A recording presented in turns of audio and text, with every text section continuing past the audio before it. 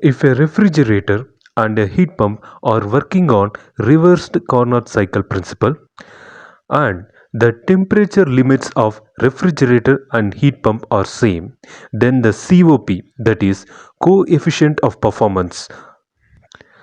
of refrigerator and coefficient of performance of heat pump are related by the formula